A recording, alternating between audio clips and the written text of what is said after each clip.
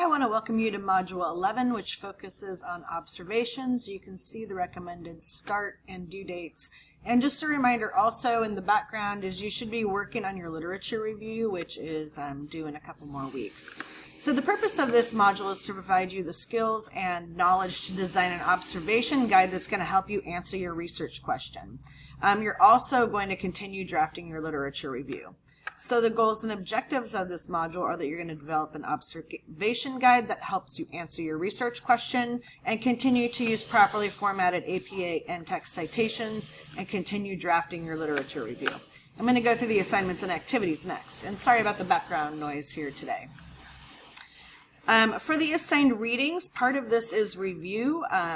Chapter 5 in Mertler, I've indicated the selected pages, and Chapter 9 of Johnson and Christensen, these selected pages addresses observations. So take a minute and review those pages to help you, and then there is an additional reading here. Something to note about this reading, it's like a excerpted chapter from a book. But as you scroll down, you're going to read till the PDF says page 14, I believe.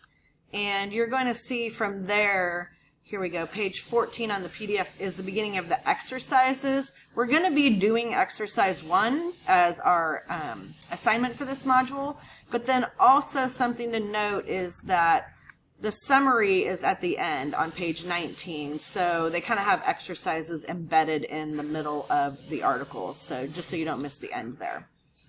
So that's going to be the new reading. There's a thinking guide to help you here. You can continue to take module notes for extra credit. And just a reminder, you're going to be required to answer your research question using an observation. So your goal as you read through this module is to understand how to construct an observation plan and how to conduct an observation, which you'll be doing next semester. So the supplemental materials are linked there. There are some videos that could might be of interest to you if you want more information on observation. This is the repeated reading from the previous page. There's a very brief video.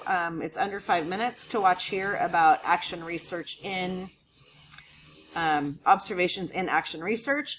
And then there's a brief website here to look at, and here on this website they present the observation grid, which you might consider as incorporating it in your observation guide. There's a couple additional resources linked here. And then on the next page is the assignment, which is going to be posted on discussion board again like it was last time.